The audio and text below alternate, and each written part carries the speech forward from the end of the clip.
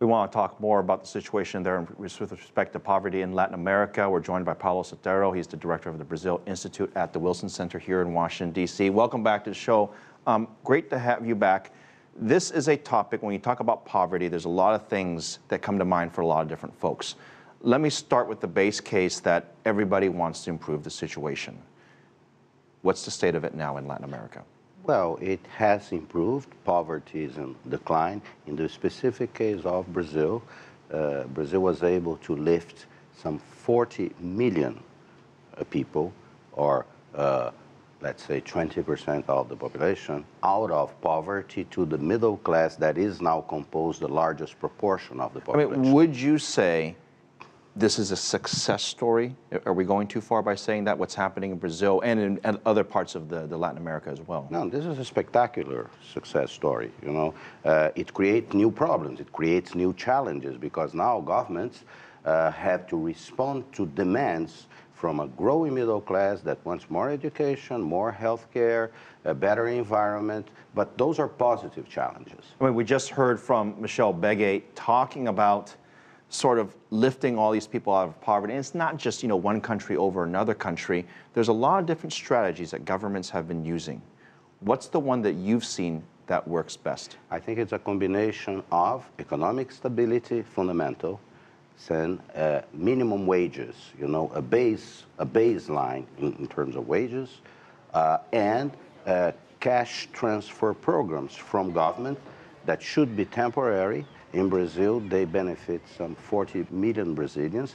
It's a combination of those things that have increased incomes, created new economies where none existed before. Now, the trick... You're saying there's more opportunities for essentially people entering the workforce. Yes, the problem now is that the economy is demanding more sophisticated people, better educated people, and the economy has to pick up these people that have been lifted from poverty. These people have to be educated, and then you create really a stable, prosperous middle class. What's more challenging, training people for new skills or making sure that the jobs are available for them?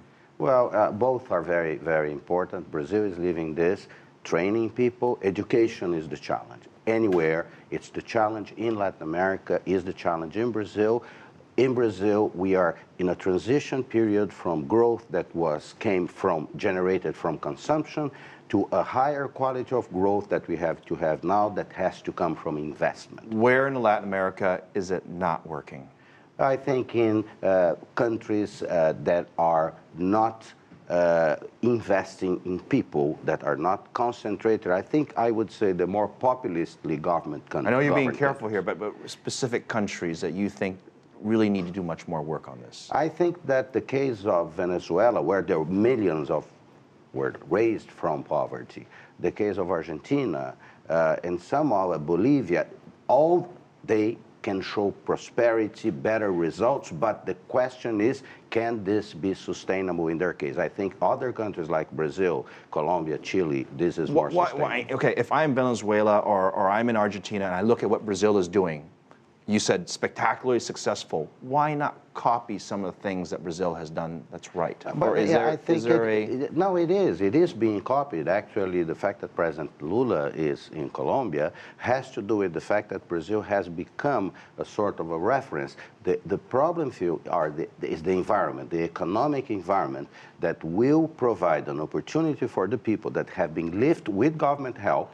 by policies to really lift themselves by themselves. We argue about the wealth gap, even here in the United States or in China or in Europe, the rich versus the poor. When we talk about Latin America, what worries you most? I think it's the problem of lack of infrastructure, lack of education, lack of institutionality, are the issues of quality. We have to invest more and more in Latin America in human capital and physical capital. This is the key to us. All right. Paulo Sotero, always good to have you on the show for your insights. Thank you very much for joining us from the Wilson Institute.